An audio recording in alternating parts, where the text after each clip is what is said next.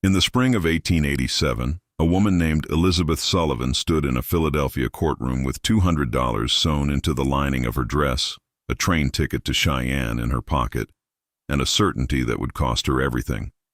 She was filing for divorce, not for adultery, not for violence, but because her husband had said no when she asked to go to Wyoming Territory to claim free land. Her family disowned her within the week.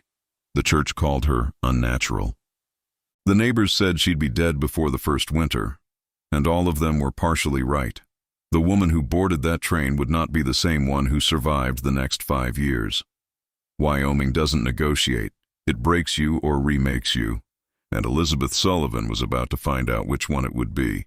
And before we step into what came next, where are you listening from right now? Drop your city below. I want to know how far this story is traveling. Elizabeth Sullivan had been born Elizabeth O'Neill in 1853, the daughter of Irish immigrants who'd fled the Great Famine and arrived in Philadelphia desperate and half-starved. Her father, Connor O'Neill, found work in the shipyards along the Delaware River, brutal labor that paid just enough to keep the family in a cramped apartment where everyone spoke with Irish accents and carried memories of a homeland most would never see again. Her mother, Bridget, took in sewing and laundry, working from dawn until her hands bled for pennies that made the difference between eating and starving. Elizabeth grew up in that apartment, one of 6 children, sleeping 3 to a bed, wearing clothes mended so many times the original fabric disappeared beneath the patches. She watched her parents work themselves to exhaustion for wages that never quite covered expenses. Watched them age prematurely from labor and worry. Watched them accept poverty as the natural condition of their lives. And from the time she could form coherent thoughts, Elizabeth swore she would not live that way. She would have something. She would own something. She would not die in a rented room having never possessed anything more than the clothes on her back. She'd been an unusual child, too loud when she should be quiet, too opinionated when she should be demure, too interested in things that weren't considered proper for young ladies. She asked questions that made the nuns at her parish school uncomfortable. She read books her mother said would give her ideas above her station. She dreamed of things beyond marriage and children and maintaining a household. Her father called her willful and strange. Her mother prayed for her soul. Her siblings mostly ignored her, busy with their own struggles to survive in a city that had little mercy for the Irish poor. But Elizabeth was clever enough to hide how different she was, clever enough to keep her real thoughts to herself while presenting the face everyone expected. She finished school, which was more than most girls in her neighborhood managed. She learned to sew well enough to take in work herself, earning money, saving pennies in a jar hidden under her mattress. And she read everything she could get her hands on, borrowed books from the public library, educated herself in ways her parents couldn't afford and wouldn't understand. She read about the American West, about territories where land was cheap or free, about opportunities for people willing to work hard and risk everything. She read about the Homestead Act of 1862, legislation that seemed almost too good to be true. 160 acres of federal land, yours free and clear if you could live on it for 5 years, build a dwelling, and cultivate the soil. Free land, your own ground, space and freedom and the chance to build something that was yours, that couldn't be taken away. That would prove you were more than just another poor Irish girl from Philadelphia. The idea consumed her through her teenage years. She fantasized about it, planned it, imagined herself on vast western prairies or in mountain valleys, owning land, being independent, being free from the crushing poverty and limited prospects of Philadelphia. But girls didn't homestead alone. Girls got married, had children, supported their husbands' dreams. That was the natural order. Elizabeth knew that, accepted it even if it chafed.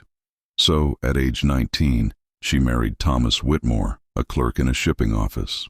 A steady man with a steady income and ambitions that extended to maybe one day managing the office where he worked. He was 12 years older than Elizabeth, settled in his ways, not exciting but reliable. He treated her kindly, didn't drink excessively, brought home his wages regularly. Her parents approved because Thomas could provide. Elizabeth convinced herself it was enough. Convinced herself that being practical was the same as being happy. For 15 years, she tried desperately to be satisfied with the life she'd chosen. They lived in a comfortable apartment in a decent neighborhood, several steps up from where Elizabeth had grown up. Thomas earned enough that Elizabeth didn't have to work outside the home, which was considered a mark of success. They had furnishings bought new instead of second-hand. They had respect in their community, attending church regularly, maintaining proper appearances. Thomas was a good provider in all the ways society measured such things, and Elizabeth felt like she was suffocating, like the walls were closing in a little more every day, like she was dying by inches in a life that looked successful from the outside, but felt like a prison from within. She tried to be happy, tried to focus on the blessings she had instead of the dreams she'd buried. But the more she tried, the more restless she became. She had no children despite 15 years of marriage, and while Thomas seemed unbothered by this, Elizabeth felt it as evidence of something wrong, some fundamental incompatibility between what she was and what she was supposed to be. She'd see pregnant women on the street and feel nothing.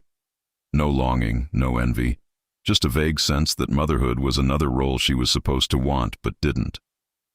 The other women in her building talked about their children constantly, their whole identities wrapped up in being mothers, and Elizabeth would nod and smile and feel like an alien pretending to be human. She started saving money again without telling Thomas, more systematically this time. She'd take in sewing secretly, telling Thomas she was doing it for friends, hiding the earnings. She'd skim pennies from household money, claiming things cost more than they did and pocketing the difference. Over 4 years, working carefully and methodically, she saved $200, a fortune by her standards, tucked away in the lining of an old winter coat where Thomas would never look. And as the money accumulated, so did her research and planning. She subscribed to agricultural journals, telling Thomas she found them interesting for no particular reason. She studied maps of Western territories. She learned about crops and livestock and irrigation and everything else a homesteader would need to know. She prepared slowly and secretly for a life she wasn't sure she'd ever have the courage to claim. The breaking point came in the winter of 1886. Elizabeth was 33 years old and increasingly certain that something fundamental was wrong with her life. She broached the subject of homesteading with Thomas one evening, carefully trying to make it sound reasonable and practical. There's free land out west, in Wyoming Territory, under the Homestead Act. We could claim 160 acres, build something of our own, have space, freedom, a real future instead of just working for wages our whole lives. She watched Thomas's face as she spoke, watched him process the idea, watched the dismissiveness settle over his expression like a curtain dropping. "Elizabeth, I have a good position here," he said, not unkindly but with absolute finality. "We have a comfortable life. We're respected in our community. Why would we throw all that away to live in some wilderness? It's an insane idea. Homesteading is hard, brutal work. It's for desperate people with no other options. We're not desperate." He paused, looking at her with something like concern. "And besides, homesteading is men's work. Building, plowing, heavy labor. It's not for women. I don't know where you got this idea, but it's not practical." The words landed like blows. Not desperate, not for women, not practical. Every phrase a dismissal of everything Elizabeth had been thinking about, planning for, dreaming about for years. She tried to argue, tried to explain that it wasn't about desperation but about opportunity, about owning something, about building something that was theirs. But Thomas was immovable, treating her dream like a childish fantasy that would pass if he just remained firm. "We're not discussing this again," he said finally. "We have a good life here. That's enough. It should be enough for you." That phrase, "it should be enough for you." It broke something in Elizabeth that had been cracking for years. It crystallized everything that was wrong. Her dreams, her desires, her needs were all dismissed as inappropriate, as evidence that something was wrong with her rather than wrong with the life she was living. She lay awake that night next to Thomas's sleeping form, listening to him breathe, feeling like she was trapped in a cell of her own making. And she made a decision that would destroy her reputation, estrange her from everyone she knew, and mark her as unnatural and unwomanly in the eyes of her entire community. She would divorce Thomas. She would go west alone. She would claim land and prove it up. And she would do it to prove to herself that she was capable of more than the small, safe, suffocating life she'd been living. The decision, once made, brought a clarity that almost frightened her with its intensity. She spent the winter of 1886 to 1887 preparing methodically. She researched divorce laws, learned what grounds were acceptable, what arguments might work with a judge. She found a lawyer willing to represent her, a young man sympathetic to women's causes who'd take her case despite its controversial nature. She prepared her arguments, marshaled her evidence of irreconcilable differences, and in March of 1887 she filed for divorce, and the scandal exploded across her world like a bomb. The divorce proceedings were brutal and public. Thomas fought it initially, not because he loved her. She wasn't sure he'd ever loved her in any meaningful way, but because divorce was scandalous, shameful, something that reflected badly on both parties.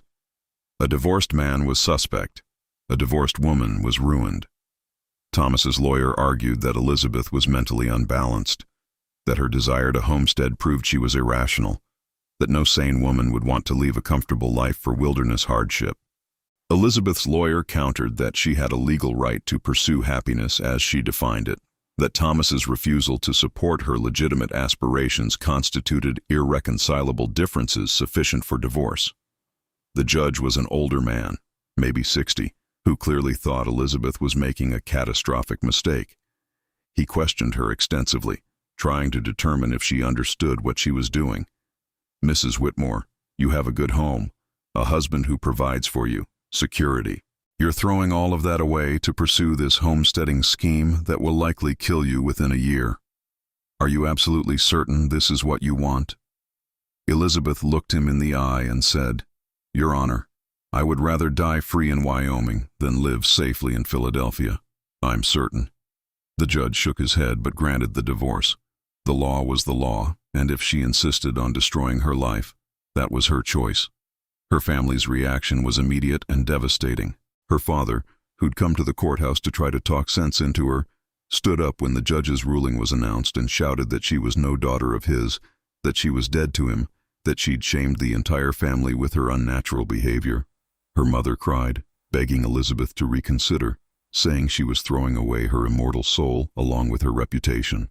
Her siblings, who'd come out of morbid curiosity more than support, looked at her with a mixture of horror and fascination, like she was a stranger they'd never really known. Within a week, Elizabeth was completely cut off from her family. They refused to see her, refused to speak to her, treated her as if she'd literally died. She was erased from family gatherings, from conversations, from their lives.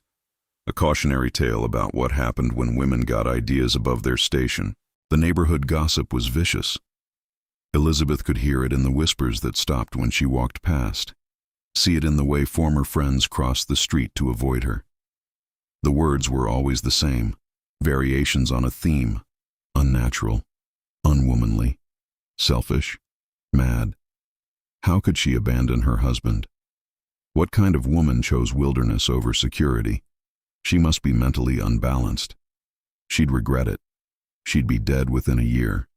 Good riddance to bad rubbish. Elizabeth absorbed it all, let it wash over her, and refused to let it touch the core determination that had brought her to this point. Their opinions didn't matter. Their judgments didn't matter. All that mattered was the dream she'd held for so long and was finally free to pursue. On May 3rd, 1887, Elizabeth Sullivan, she'd taken back her maiden name, boarded a train at Philadelphia's main station with a trunk of books and supplies, her $200 in a money belt worn under her dress, and a one-way ticket to Cheyenne, Wyoming Territory. The platform was crowded with people traveling, families heading west, businessmen, settlers, the usual chaos of a major station. But Elizabeth traveled alone, and a woman traveling alone drew attention. She could feel the stares, hear the whispered comments, sense the speculation about who she was and why she was traveling without male protection. She ignored it all, found a seat in the women's car where unescorted ladies could travel with some measure of safety and propriety, and settled in for the long journey west. as the train pulled away from the platform and Philadelphia disappeared behind her. Elizabeth felt something release in her chest, some tension she'd been carrying for years. She was free. Whatever happened next, she was free. The journey took 8 days. 8 days rattling steadily west through landscapes that transformed with each passing mile. Elizabeth traveled in the women's car, a separate section of the train where unescorted women and families with small children rode together. It was more expensive than the regular cars, but offered more safety and respectability. Elizabeth shared the space with perhaps 10 other women, most of them traveling to join husbands or family out west. They were friendly at first, making conversation, asking where Elizabeth was heading and who was meeting her. When she explained she was going to Wyoming to Homestead and that no one was meeting her because she was claiming land alone, the friendliness evaporated like morning dew. The other women exchanged glances, the kind of looks that communicated entire conversations. They stopped talking to her after that, creating a bubble of isolation around her that was somehow more complete than if she'd been physically alone. Elizabeth didn't mind. She spent the days reading her agricultural books, studying the maps she'd brought, planning every detail of what she'd do once she reached Wyoming. She'd studied the Homestead Act extensively, knew the requirements by heart. She needed to file a claim with the land office. She needed to build a habitable dwelling, minimum 12 feet by 14 feet. She needed to live on the claim continuously, not absent more than 6 months total over 5 years. She needed to cultivate a portion of the land. At the end of 5 years, if she'd met all requirements, she could file proof of claim and receive the deed. 160 acres, hers free and clear. It seemed impossible and inevitable at the same time. Impossible that federal land was being given away. Inevitable that she would succeed where so many others failed. The landscape outside the train windows transformed dramatically as they traveled west. The settled farmland of Pennsylvania, fields and forests and towns, gave way to the vast prairies of Ohio and Indiana, then Iowa, flat grasslands stretching to horizons so distant they seemed like the edge of the world. Elizabeth watched it all with hungry eyes, pressed against the window like a child, drinking in space and distance and the sheer overwhelming scale of the country. In Nebraska, the land grew flatter still, grass shorter, sky bigger, towns farther apart. They crossed the Missouri River, that great dividing line between settled country and the frontier, and Elizabeth felt like they'd crossed into a different world. The air smelled different, cleaner, carrying scents of grass and distance. The light was different, clearer and harder. Even the passengers boarding at western stations were different, more weathered, speaking with different accents, carrying themselves with the unconscious confidence of people who'd survived hard country. When they reached Wyoming Territory, crossing the border with no fanfare, just a sign at a small station saying, "Welcome to Wyoming Territory," and nothing else changing, Elizabeth felt her chest expand. The landscape rolled away in every direction. High plains broken by distant mountains, rivers cutting through grassland. A country so vast it made Pennsylvania seem like a postage stamp. And there, in the distance, rising like a wall against the western sky, the Bighorn Mountains, snow-capped even in May, massive and permanent and overwhelming. Cheyenne, when they finally reached it on May 11th, was exactly the kind of rough frontier town Elizabeth had read about, and somehow more real than her imagination had made it. It sat on the high plains, the railroad its reason for existence, the territorial capital trying hard to look civilized and only partially succeeding. Buildings scattered along wide dirt streets, some painted, some not.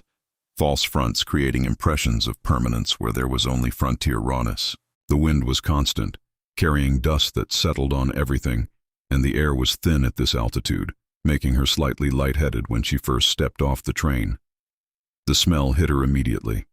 Livestock and coal smoke and sawdust and something indefinable that she'd later learn was just the smell of the high plains, all those scents mixed together. Men were everywhere. Cowboys from surrounding ranches, railroad workers, soldiers from Fort Russell, businessmen, gamblers, every type of frontier character. They stared at Elizabeth openly, a well-dressed woman traveling alone, standing on the platform with her trunk, so obviously out of place that she might as well have been wearing a sign. Elizabeth found a boarding house that accepted women, a somewhat respectable establishment run by a widow named Mrs. Kendrick, who took one look at Elizabeth's quality clothes and Eastern accent and quoted a price that was probably double what she charged locals. Elizabeth paid it without argument, needing a place to stay and not in a position to negotiate. The room was tiny, barely larger than a closet, with a narrow bed, a washstand, and one small window overlooking the street. It was nothing like the comfortable apartment she'd shared with Thomas, but it felt like freedom because it was hers, paid for with her own money, chosen by her own will. She unpacked her few belongings, washed the train soot from her face and hands, changed into her plainest dress, and prepared to begin the process of becoming a homesteader. The land office was her first stop the next morning. It was a small wooden building near the railroad depot, painted appealing white, with a sign over the door that read, U.S. Land Office, Homestead Claims. Elizabeth stood outside for a moment, gathering her courage, aware that walking through that door would make everything real and irreversible. Then she squared her shoulders, lifted her chin, and walked inside like she had every right to be there.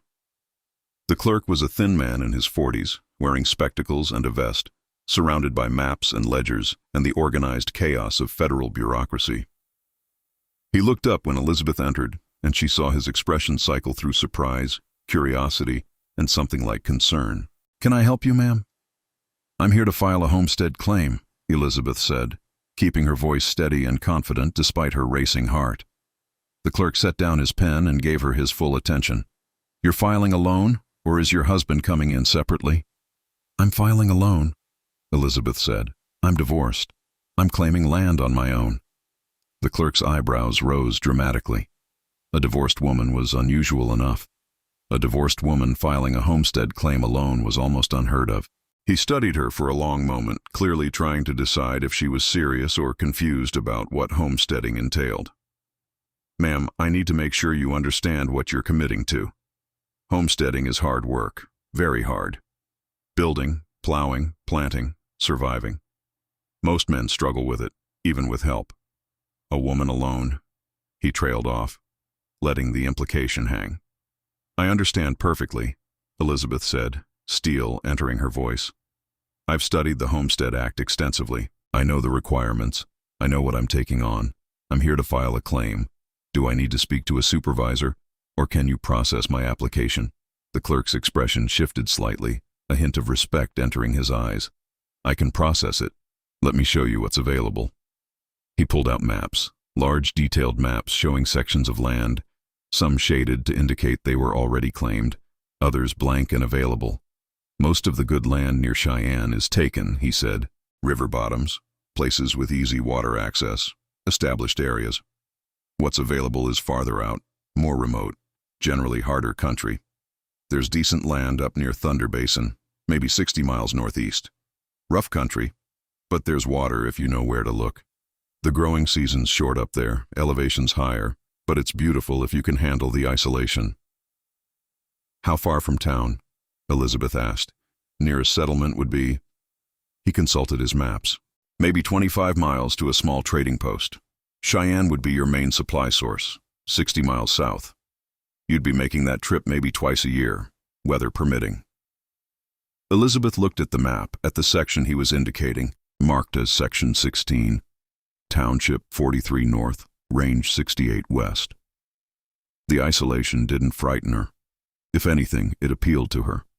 No one watching her fail, no one judging. Just her and the land and the challenge of survival. "I'll take it," she said. The clerk looked at her for a long moment, clearly debating whether to try harder to discourage her. Then he shrugged slightly, pulled out claim forms, and began filling them out. "Your choice, ma'am. It's your life. You understand the requirements. Dwelling, minimum 12 by 14 feet, built within 6 months.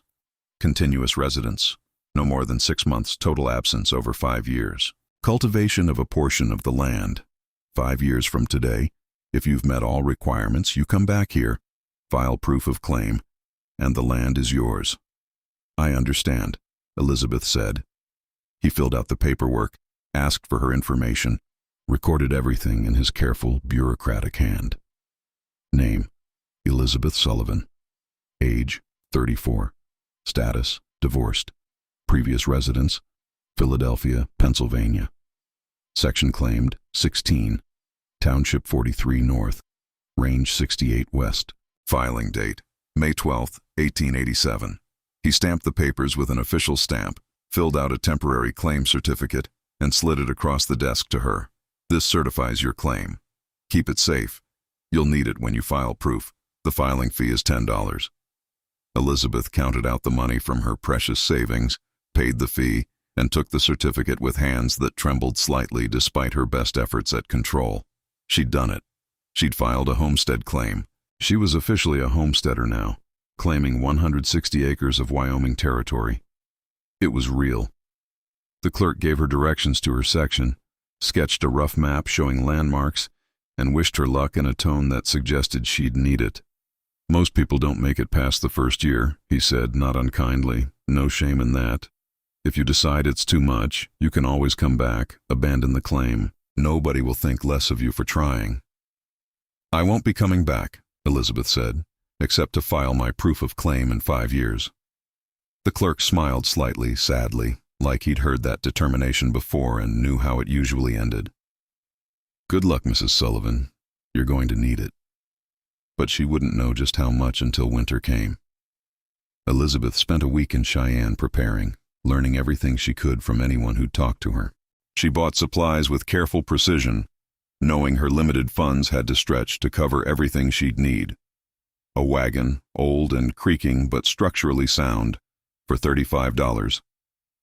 A horse to pull it, a sturdy gelding that looked past his prime but had good legs and a calm temperament, for $40. That was nearly half her money gone already, but she needed transportation. She bought tools next, consulting a list she'd made from her books. A shovel, an axe, a saw, a hammer, nails, rope, canvas for temporary shelter. Seeds for planting, potatoes, turnips, cabbage, wheat. Lumber, not much because it was expensive, just enough for a door frame and window frame and roof supports. A small sheet metal stove for heat and cooking. Pots, pans, basic cooking supplies. Blankets, lamp oil, matches, salt, flour, beans, basic food staples. A rifle, because everyone she talked to said she'd need one for hunting and protection. The storekeeper, a gruff man named Patterson who'd been in Cheyenne since the railroad arrived, helped her select items and calculate what she'd need. He was blunt about her chances. Lady, I admire your grit, but you're heading into country that breaks strong men. Alone, with no experience, that's not bravery. That's suicide. At least hire a man to help you get set up, build you a cabin, get you through the first season. I can't afford to hire help, Elizabeth said, which was true but not the whole truth. And I need to prove I can do this alone. Patterson shook his head but helped her load the wagon, showing her how to pack it efficiently, how to balance the load so the horse could manage it. He threw in extra rope without charging her, and a box of nails, small kindnesses that almost made her cry. You'll be back, he predicted, not unkindly. Most people don't make it past the first winter, especially alone, especially women. No shame in trying. But you'll be back. I won't, Elizabeth said simply. She left Cheyenne on May 20th, 1887, driving a loaded wagon northeast toward land she'd never seen, following directions to a place that might not exist in any meaningful sense. The trail was rough, barely a trail at all, just ruts where previous wagons had passed, winding through grassland that reached higher than the wagon wheels in places. The country was beautiful in a stark way that Philadelphia had never prepared her for. Rolling plains covered in grass that moved in the wind like waves on an ocean, changing color as clouds passed overhead, silver and green and gold all at once. The sky was enormous, bigger than any sky she'd seen before, pale blue with high thin clouds stretched like pulled cotton. She drove for 3 days, stopping only to rest the horse, eating cold food from her supplies, sleeping in the wagon under stars so bright and numerous they seemed unreal. The isolation was profound. She'd go hours without seeing another soul, just land and sky, and that constant wind. On the 3rd day, following the clerk's directions and her rough map, she found the stone cairn marking the corner of Section 16. Elizabeth stopped the wagon and climbed down, her legs stiff from sitting, and stood on her land for the first time. Her land. Well, not yet hers, but land she had the right to claim if she could survive 5 years. 160 acres of Wyoming Territory, high plains, rolling grassland covered in sage and shortgrass, a small creek cutting through the northern portion, carrying snowmelt from distant mountains. The elevation made the air thin and clean, carrying scents of sage and grass and distance. To the west, maybe 30 miles away, the Bighorn Mountains rose like a wall, still snow-capped, massive and permanent. The sky overhead was so big it seemed to press down on her, making her feel tiny and exposed. There were no trees except a few scraggly cottonwoods along the creek. No buildings, no signs that any human had ever stood where she stood. Just land and sky and wind and that profound silence that seemed to echo in her chest. Elizabeth stood there for a long time, letting the reality sink in. This was what she'd left everything for. This wild, harsh, beautiful, terrifying place.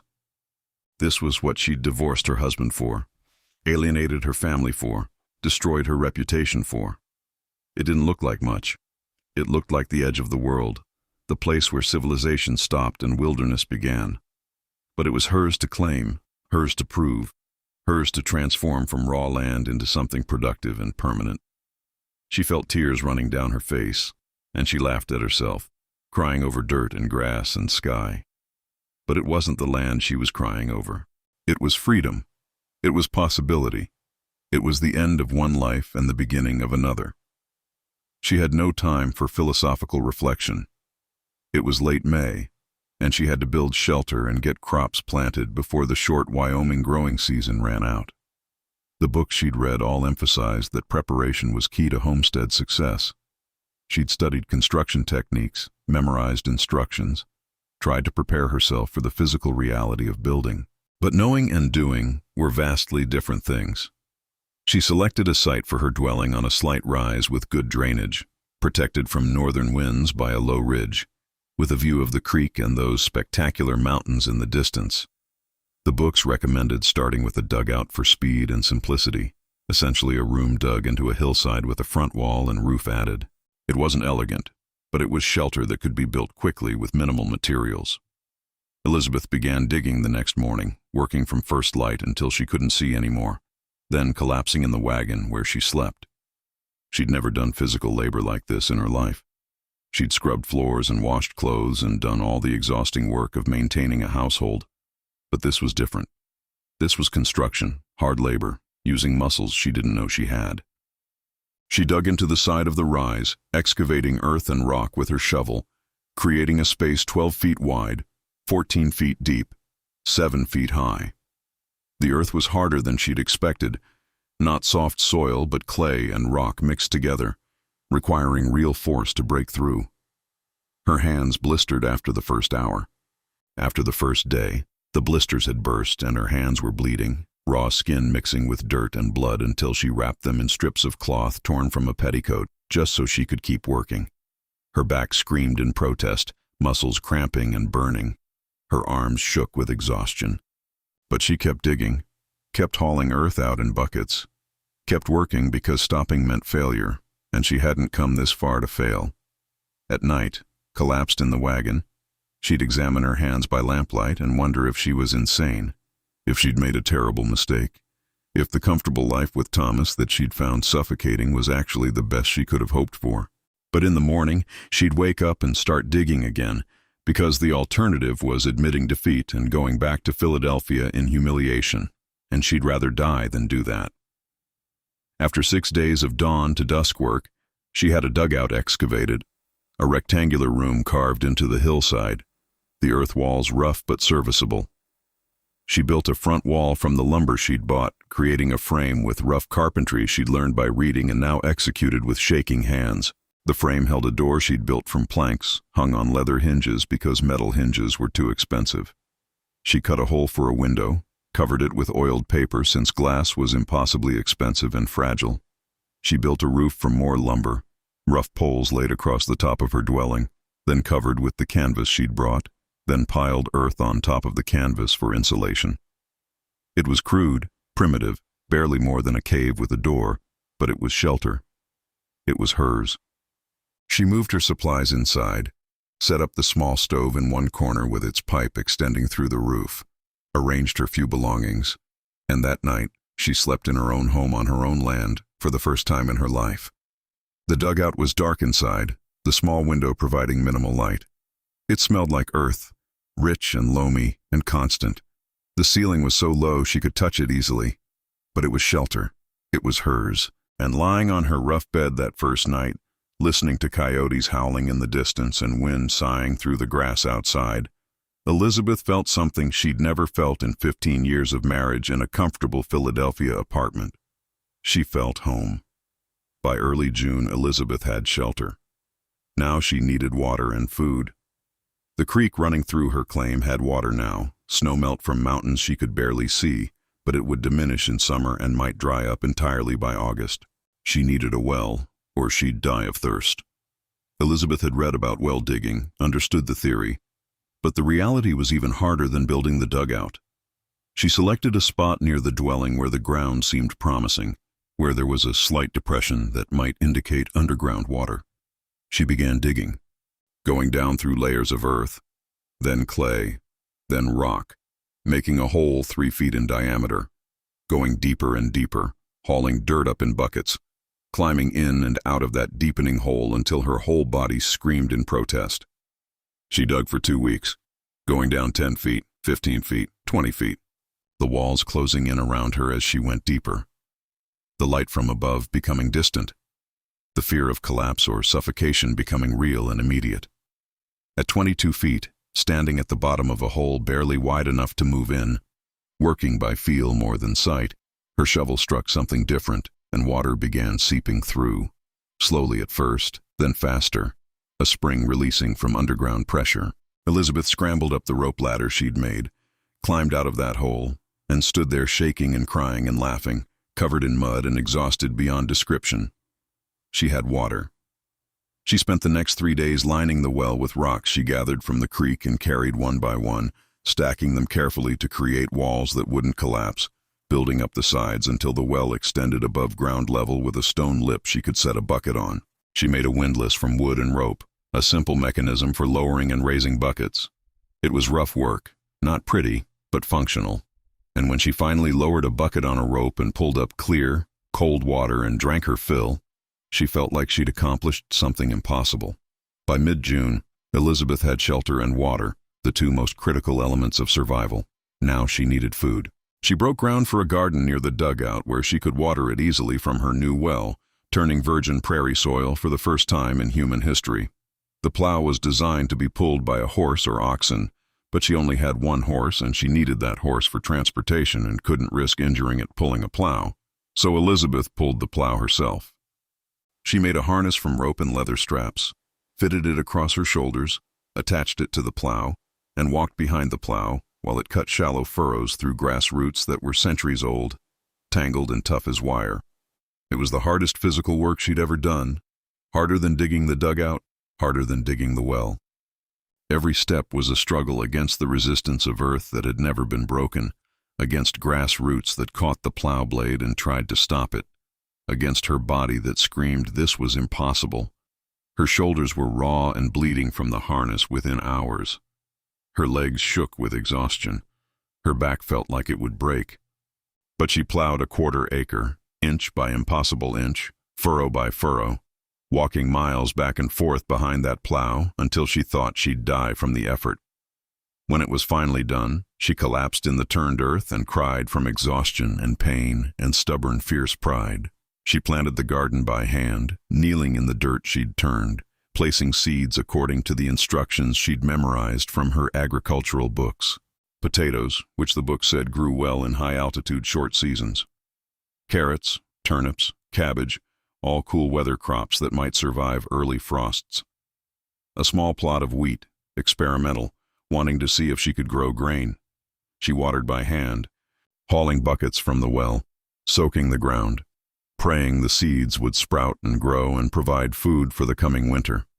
And then she waited, tending the garden, pulling weeds as they appeared, protecting the tender shoots from grasshoppers and ground squirrels and the 1,000 other things that wanted to eat them.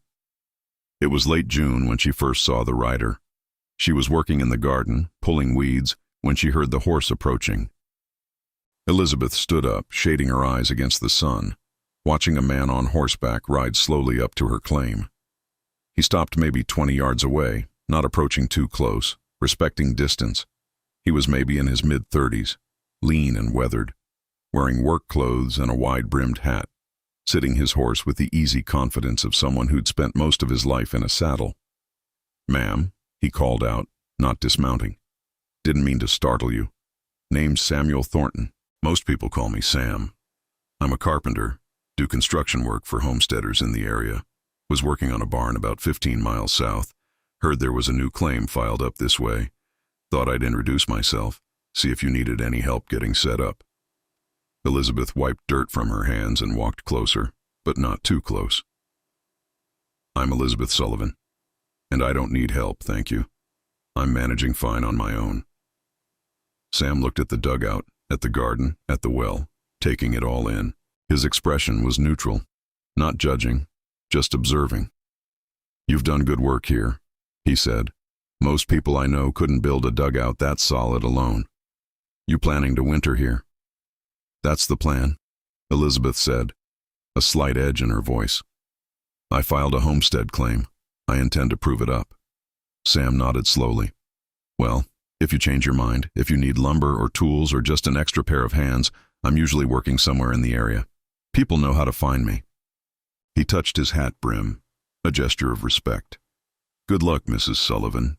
You've got grit. That counts for a lot out here." He turned his horse and rode away, and Elizabeth watched him go, feeling something she couldn't quite name. Not attraction, not exactly, but something close to recognition. Like he'd looked at what she'd built and seen capability instead of desperation. Like he'd respected her refusal of help instead of dismissing it. She wouldn't see him again for months. But she wouldn't forget him either. The summer of 1887 was a revelation and a trial in equal measure. The isolation was more profound than Elizabeth had anticipated. Days went by without seeing another human being. Weeks. The silence was oppressive, broken only by wind and the occasional cry of a hawk circling overhead. Elizabeth dealt with it by talking to herself constantly, carrying on conversations, reading her books aloud, just to hear a human voice. She understood now what she'd read about frontier isolation, how it could break people, how the absence of human contact became a presence in itself, a pressure that built and built until something gave way. In early July, she rode south to find neighbors, needing desperately to hear voices besides her own, needing to confirm she hadn't actually left civilization entirely. She found the Morrison place after 3 hours of riding through grassland and draws, a sod house in a small valley with cultivated fields visible around it. The Morrisons were a couple in their late 20s with 2 small children. John Morrison was a lean man, burned dark by the sun, cautious in the way frontier people were cautious, sizing up Elizabeth with questions in his eyes. His wife Sarah was thin, wearing a dress that had been mended many times, her hair pulled back severely, looking older than she probably was. But her eyes were kind, and when she realized Elizabeth was a woman homesteading completely alone, those eyes filled with something like horror and sympathy mixed together. "You're alone?" Sarah asked, inviting Elizabeth inside the sod house that was dim and cool and smelled like earth. "Truly alone? No husband coming to join you? No family?" "Just me," Elizabeth said. "I'm divorced. Filed my own claim." Sarah and John exchanged glances that communicated volumes. "That's—" Sarah started, then stopped, clearly trying to find diplomatic words. "That's very brave. Or very foolish," Elizabeth supplied. "That's what everyone says." "I was going to say desperate," Sarah said gently. "Homesteading is hard, even with help. John and I work dawn to dusk every day and barely keep ahead. Alone, I don't know how you'll manage, especially a woman. No offense. But there's heavy work that requires strength women just don't have." "I'll figure it out," Elizabeth said, trying to sound confident. "I've managed so far." Sarah looked at her with those kind, sad eyes. "The summer is the easy part. Wait until winter. The isolation is the hardest thing, worse than the cold. Worse than the work. You'll go days without seeing another soul. You'll talk to yourself. You'll have conversations with people who aren't there. You'll wonder if you're losing your mind. That's normal out here. That's just what frontier life does to you. But knowing it's normal doesn't make it easier. They gave Elizabeth a meal, simple but filling, the first food she hadn't cooked herself in weeks. They shared information about the area, about Cheyenne, about other homesteaders scattered throughout the region. John marked her location on a rough map and promised to check on her when he could. Though with the distance between them and his own work to manage, Elizabeth knew visits would be rare. As she prepared to leave, Sarah held her hands and looked her in the eye. "You're welcome here anytime you need human company. I mean that. The isolation will break you if you let it. Don't let pride keep you from asking for help. And get a dog at least. A dog for company and protection. Woman alone, you need something."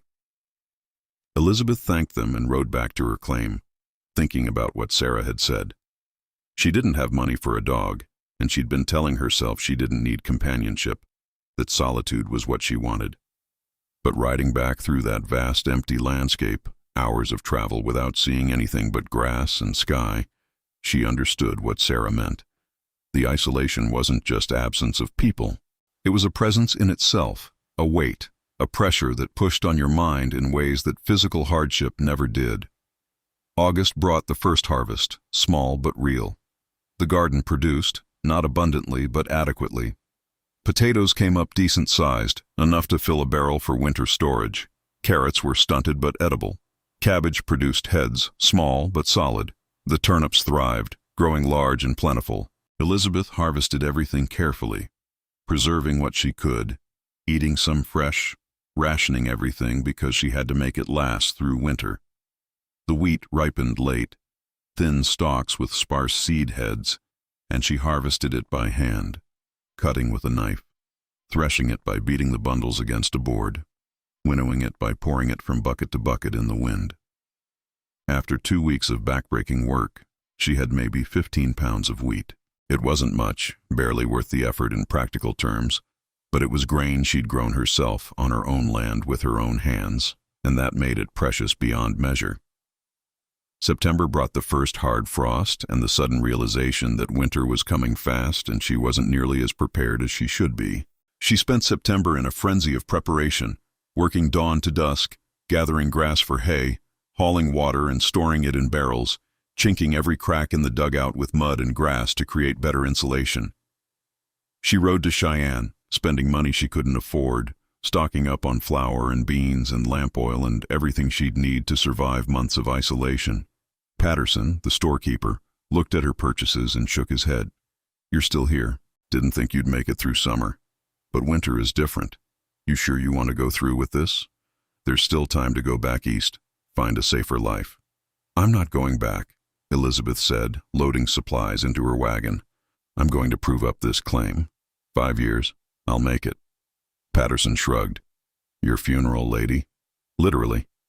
Most people don't make it through their first winter alone. No shame in trying, but don't say nobody warned you." October brought snow, light at first, just dustings that melted by afternoon, then heavier storms that dropped inches overnight. The temperature plummeted, dropping from the 50s to the 30s to the 20s in just days. Elizabeth woke one morning in late October to find the world transformed, everything buried under 6 inches of white, the silence absolute except for the wind howling across the plains. She'd read about this, prepared for it as best she could, but nothing could have prepared her for the reality of Wyoming winter in an isolated dugout 60 miles from the nearest town. The cold was unlike anything she'd experienced. Philadelphia winters had been cold, but this was different. This was high plains, cold, dry, and brittle, the kind that made your lungs ache when you breathed and turned exposed skin white in seconds if you weren't careful. The dugout helped enormously, the earth providing insulation that kept interior temperatures tolerable. But maintaining even that minimal warmth meant constant work. Elizabeth burned twisted grass and buffalo chips in her small stove, keeping a fire going continuously. And still the temperature inside barely reached what anyone would call comfortable. She slept wrapped in every blanket she owned, wearing most of her clothes, and still shivered through the nights. November brought challenges that tested Elizabeth's determination in ways that physical work never had. The horse got sick, some kind of colic or infection, and for 3 days Elizabeth thought she'd lose him. Without the horse, she was trapped, unable to get to Cheyenne for supplies if she needed them, unable to get help if something went wrong. She nursed the horse desperately, giving him water mixed with molasses, keeping him warm under blankets, spending nights in the small lean-to she'd built for him because she couldn't bear the thought of waking up to find him dead. On the 4th day, the horse recovered, standing and eating hay, and Elizabeth cried from relief and exhaustion. Then the well started to freeze. Despite her preparations, ice began forming on the surface in late November, when temperatures dropped below zero for days at a time. Elizabeth had to break through ice every morning to get water, and she knew if it froze solid, she'd be in desperate trouble. She started hauling water and storing it in barrels inside the dugout where it wouldn't freeze, rationing every drop, using water to cook, then using the cooking water to wash, wasting nothing. December brought a storm that lasted 4 days straight. Snow fell continuously, heavy and wet, wind screaming like a living thing. Visibility zero. Elizabeth couldn't go outside, couldn't check the horse properly, couldn't do anything but huddle by the stove in the dark dugout and feed it fuel and hope the roof didn't collapse under the weight of accumulating snow. She rationed lamp oil desperately, sitting in darkness most of the time, sleeping when she could, waking to feed the fire, then sleeping again. Time lost all meaning. She didn't know what day it was, didn't know if it was day or night sometimes, just focused on staying warm and staying alive. When the storm finally broke, and Elizabeth dug her way out of the dugout through snow that had drifted halfway up the door, she found a world transformed beyond recognition. Snowdrifts were 6 feet high in places, burying everything, the landscape unrecognizable. She checked on the horse, found him alive but standing in snow up to his chest, looking at her with eyes that seemed to hold accusations about the life she'd brought him to. She dug him out, fed him precious hay, stood in the bitter wind looking at the destruction around her, and felt despair crash over her like a physical weight. Everything she'd built seemed fragile and temporary, easily destroyed by a frontier that was actively hostile to human presence. She went back inside the dugout, sat by the stove, and let herself feel the full weight of what she'd taken on.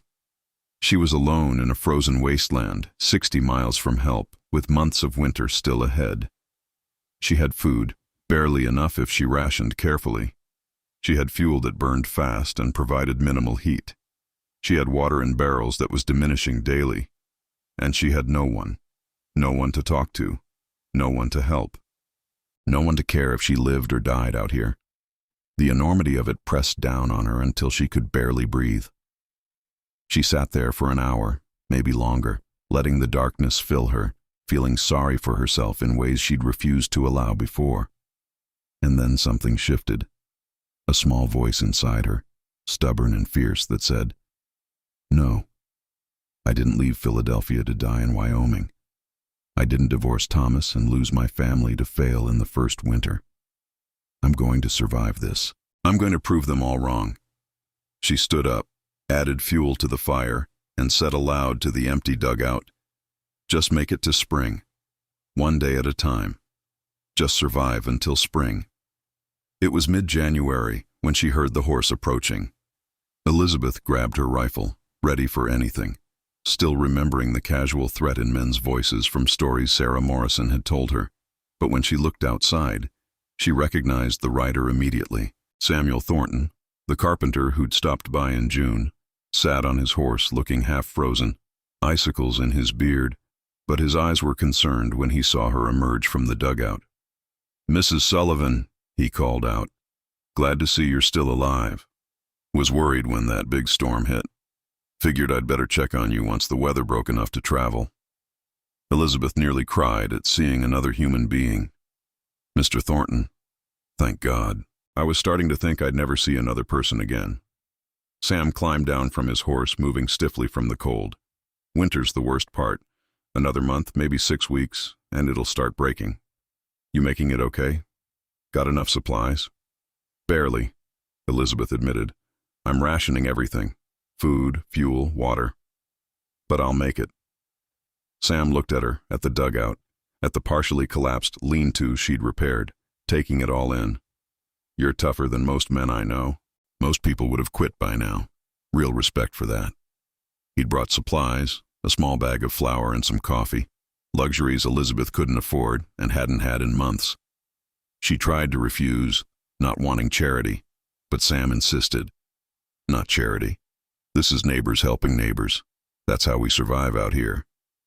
He stayed for 2 hours just talking, and Elizabeth realized how desperately she'd needed human contact, how close she'd been to some kind of breaking point. They talked about the weather, about homesteading, about nothing and everything. Sam mentioned he'd lost his wife 5 years back, childbirth, and had been working his way through grief ever since, keeping himself busy with construction work, moving from place to place. There was a sadness in his eyes when he talked about her, a quiet grief that Elizabeth recognized because she carried her own version of it. When he prepared to leave, he said, "I'll check on you again in a few weeks, weather permitting. You need anything, you let me know. There's people scattered around these parts who'd help if you needed it." "Thank you," Elizabeth said, and meant it more than he could know.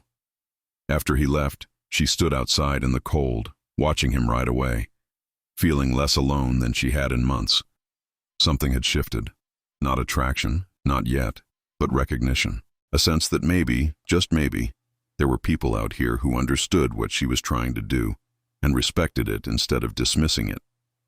February brought moderation, temperatures climbing into the teens, even touching 20 degrees on a few days that felt like a heat wave after weeks below zero. The snow began to settle, compacting under its own weight, and Elizabeth could move around more easily. She checked her claim, assessed damage, made mental lists of everything that would need to be repaired or rebuilt. Everything needed work, but everything was fixable. She'd survived the first winter. Everyone had said she wouldn't make it. Everyone had predicted she'd be dead or back in Philadelphia by spring. She'd proved them wrong. Sam came back 3 more times before spring truly arrived, always bringing small things, coffee, nails, once a sack of oats for the horse. He never stayed long, never imposed, always respectful of boundaries. But each visit felt like oxygen to someone who'd been holding their breath. They talked easily now, the initial wariness gone, replaced by something Elizabeth couldn't quite name. Comfort, maybe. Understanding. The recognition that they were both people who'd lost something and were trying to build something new from the wreckage. In late March, when the snow was melting and the creek running high with snowmelt, Sam stopped by and found Elizabeth sick. She'd caught something, a fever and cough that had been getting worse for days, and she'd been too stubborn or too scared to admit how bad it was. Sam took one look at her, pale and shaking, barely able to stand, and made a decision. "You're coming with me," he said, no argument in his voice. "There's a woman in the settlement, Mrs. Chen. She's good with fevers and sickness. You need proper care." "I can't leave," Elizabeth protested weakly. "The claim. I can't be absent more than 6 months total." "You've been here 8 months straight," Sam said. "You can afford a few weeks, and you're no good to your claim if you're dead." He wrapped her in blankets, lifted her onto his horse like she weighed nothing, and rode with her to the small settlement 25 miles south. Mrs. Chen, a Chinese immigrant who'd come west with the railroad workers and stayed, took one look at Elizabeth and got to work. For 2 weeks, Elizabeth drifted in and out of fever, barely aware of where she was or what was happening. Mrs. Chen cared for her with practiced efficiency, and Sam checked on her daily, sitting by her bedside when he wasn't working, talking to her even when she was too sick to respond. When the fever finally broke and Elizabeth woke up clear-headed for the first time in weeks, Sam was there, sitting in a chair by the bed, reading a book. He looked up when she stirred, and the relief in his eyes was unmistakable. "Welcome back," he said quietly. "You had us worried." "How long?" Elizabeth asked, her voice hoarse. 2 weeks. "You've been fighting this hard." Elizabeth tried to sit up, panic flooding through her. "My claim. The planting season. I need to—" Sam gently pushed her back down. "Your claim is fine. I've been checking on it. The horse is fed and watered. Nothing's damaged. And you've got time for planting. It's only early April. Rest now. Build your strength back." Over the next week, as Elizabeth recovered, She and Sam talked more than they ever had. Long conversations about their pasts, about what had brought them west, about what they were running from and running toward. Sam told her about his wife, Mary, who'd died giving birth to a daughter who'd lived only 3 days. How he'd left Illinois after that, unable to stay in a place where everything reminded him of what he'd lost. How he'd been moving ever since, working his way through grief one nail at a time. Elizabeth told him about Thomas, about Philadelphia, about the suffocating life she'd escaped, about her family disowning her, about the determination to prove she was capable of more than society said women could be. Sam listened without judgment, without trying to fix or minimize anything. He just listened, and that meant more to Elizabeth than she knew how to express. When she was strong enough to travel, Sam took her back to her claim. They rode in comfortable silence, and when they arrived, Elizabeth looked at the dugout, at the land, at everything she'd built and survived, and felt something shift inside her. She turned to Sam, who was preparing to leave, giving her space as he always did. "Thank you," she said, "not just for this, for everything, for seeing what I was trying to do and not dismissing it." Sam looked at her for a long moment. "I've never met anyone like you," he said quietly. "Most people out here are running from something. You're running toward something. That's different, that's—" He paused, searching for words. "That's remarkable." He rode away, and Elizabeth stood there watching him go, feeling something she hadn't felt in years. Not just gratitude, something deeper, something that felt like possibility. She didn't see him again for a month. But when he came back in early May, bringing lumber, he said he had extra from a job. She invited him to stay for supper. They ate outside in the spring evening, watching the sun set over the distant mountains, talking easily like old friends. And when he prepared to leave, Elizabeth found herself saying, "You don't have to go. I mean, it's late. You could stay. There's—" She gestured vaguely at the dugout. "There's space."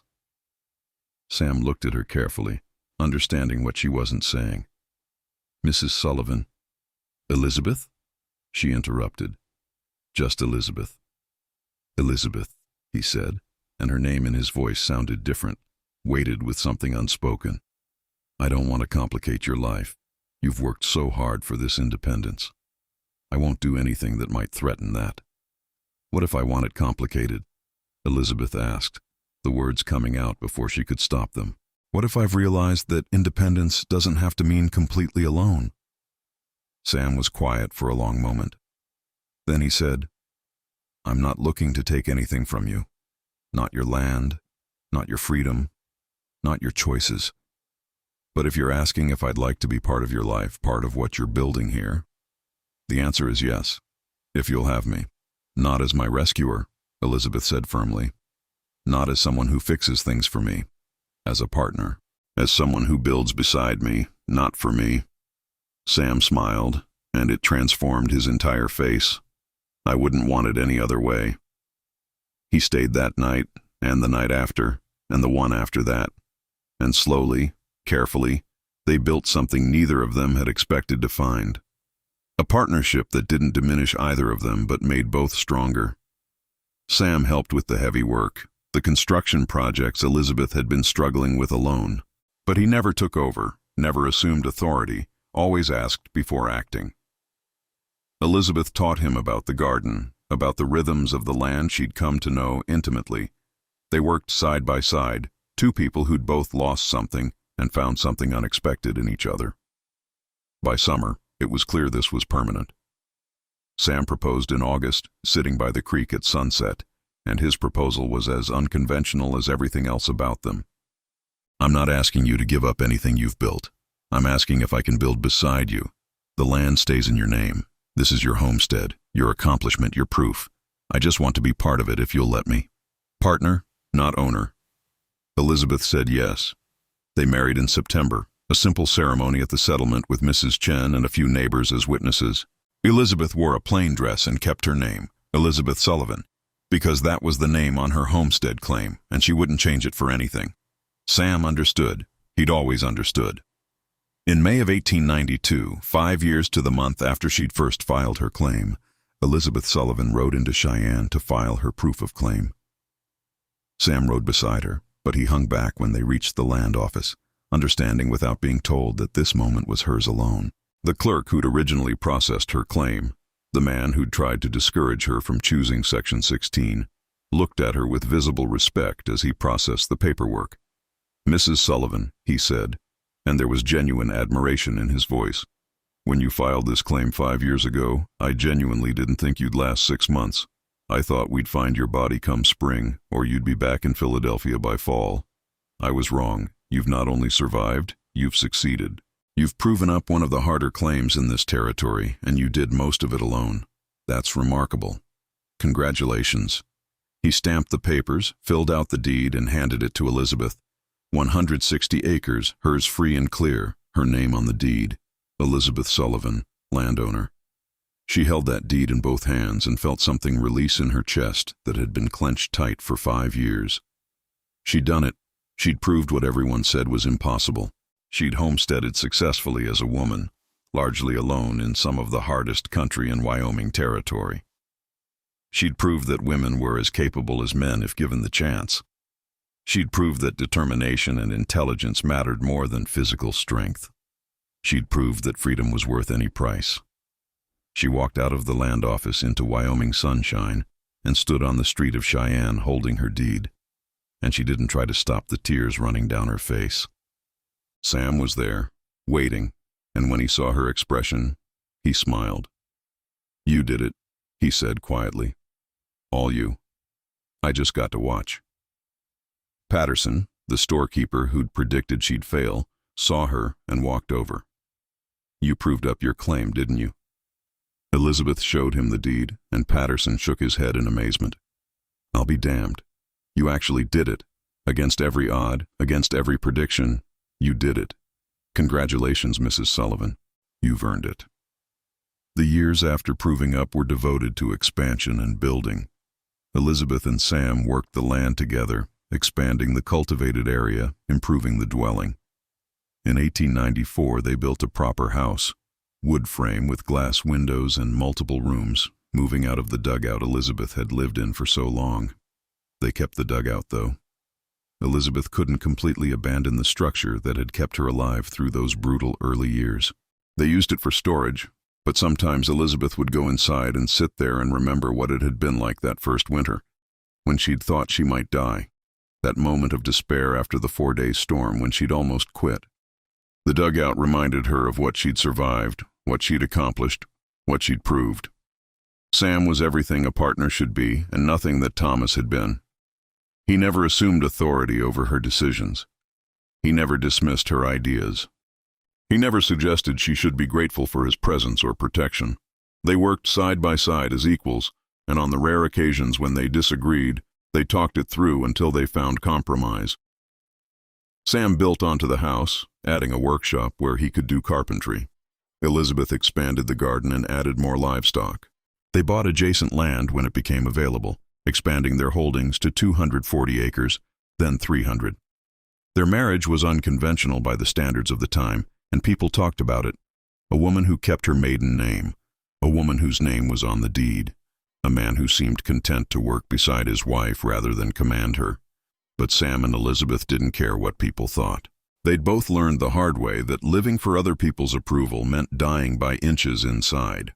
In 1898, Elizabeth testified before the Wyoming Territorial Legislature about women's property rights and homesteading, arguing that her success proved women's capability to own and manage land independently. Wyoming had granted women full voting rights back in 1869, the first territory to do so, but there were still men who argued women lacked the capacity for full citizenship. Elizabeth stood before that legislature and told her story, not asking for sympathy, but presenting evidence. "If women can prove up homestead claims in brutal country," she said, "they can certainly cast ballots and own property and participate fully in civic life." She wrote articles for agricultural journals about her experiences, practical advice mixed with philosophical arguments about women's equality. She helped other women who were homesteading, sharing what she'd learned, telling them honestly how hard it would be, but that it could be done if they refused to quit and refused to accept limitations others tried to impose on them. Sam supported all of it, never once suggesting she should focus more on domestic duties or that her activism was inappropriate for a married woman. When people asked him how he felt about his wife's public advocacy, he'd say simply, "I married a remarkable woman. Why would I want her to be less than she is?" The early 1900s brought prosperity.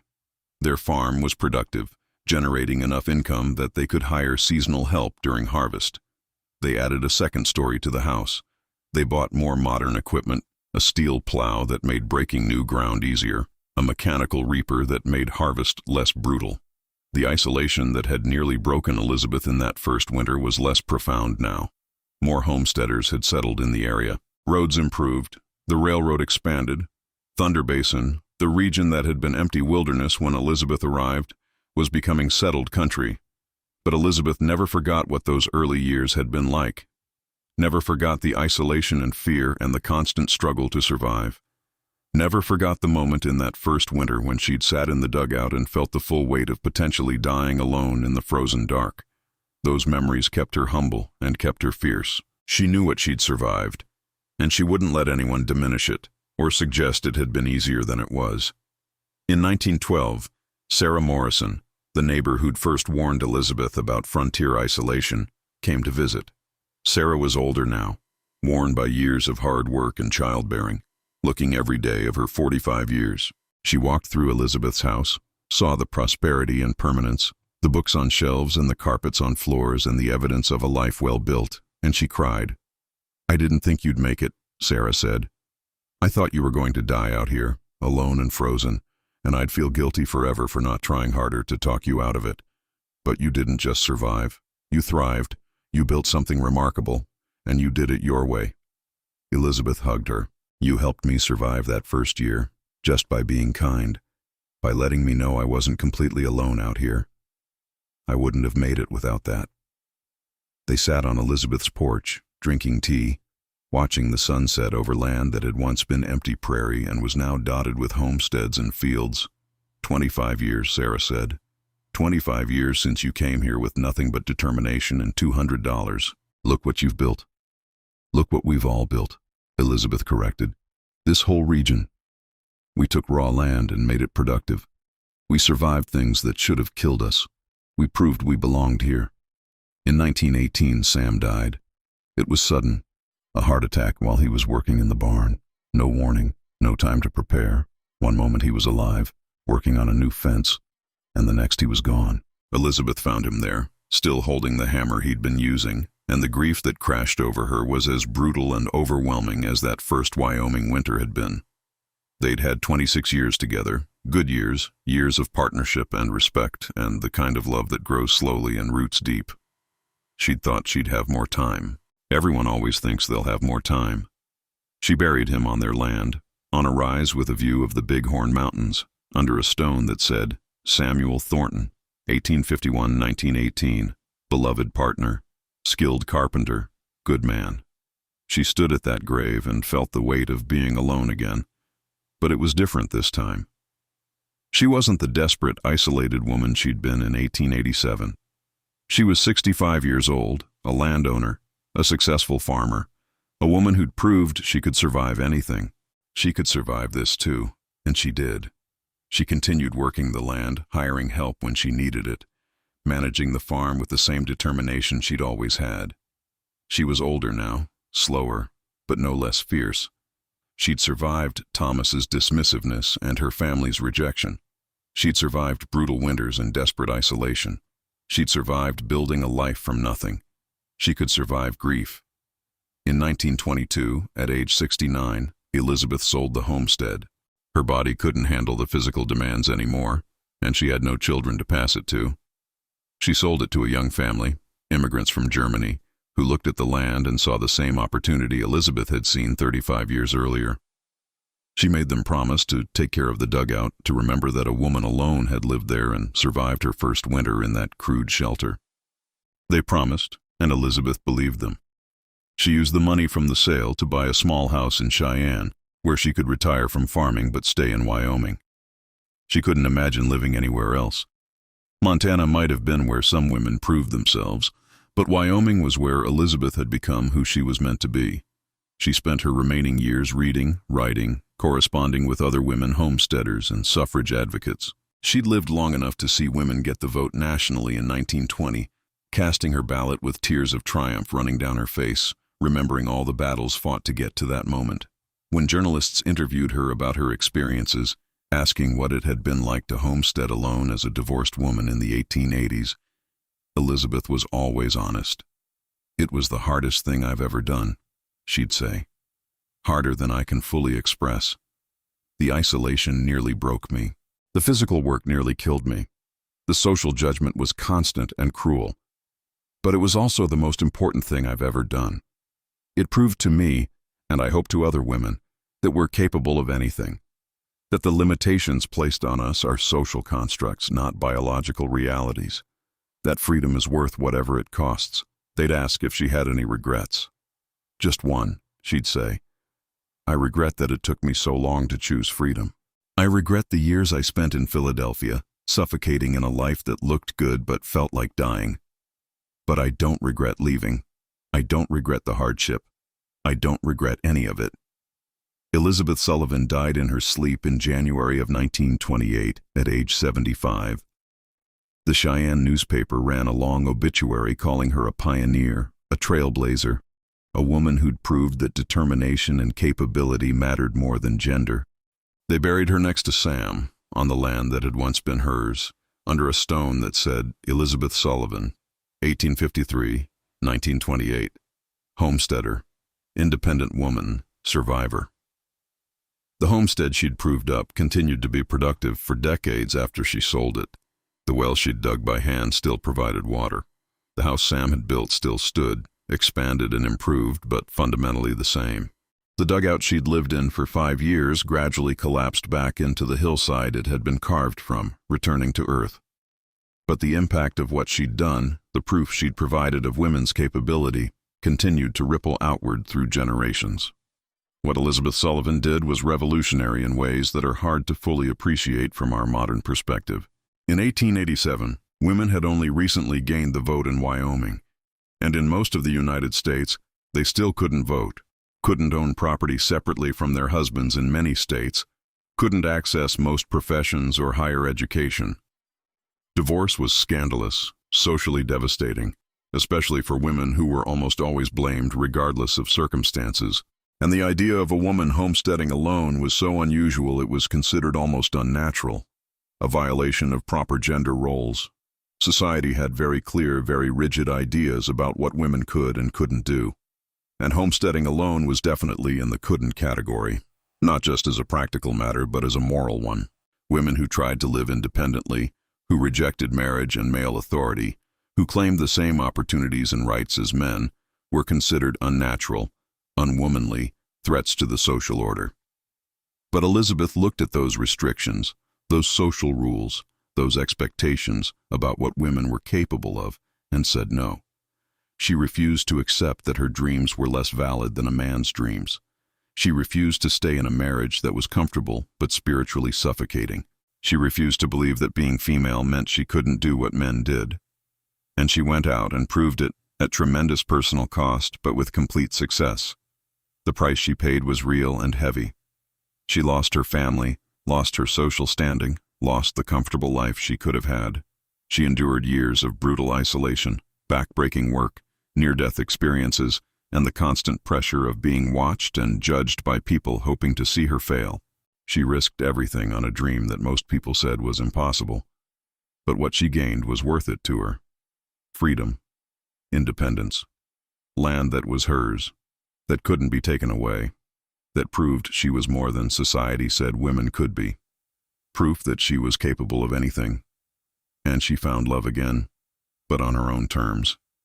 Not a love that diminished her or required her to give up her hard-won independence, but a love that honored it.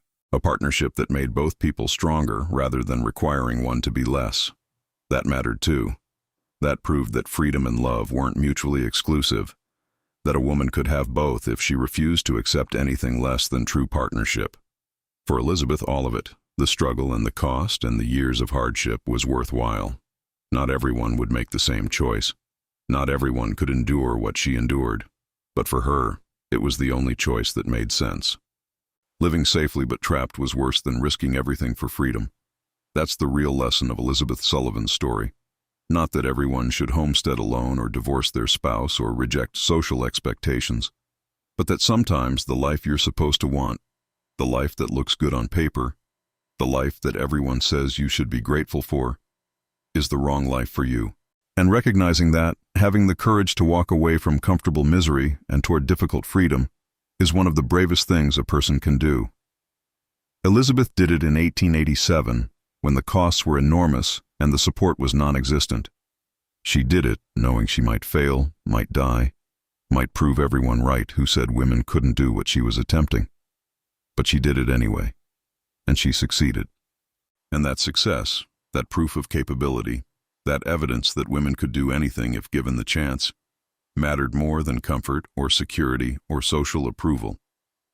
Sometimes the bravest thing you can do is choose difficult freedom over comfortable constraint. Elizabeth Sullivan knew that. She lived it, and she proved it was possible. Have you ever walked away from something that looked perfect on paper but felt completely wrong in your soul? Have you ever chosen the difficult path to freedom over the comfortable path to security, knowing it might cost you everything? What did it cost you, and was it worth it? Share your story in the comments.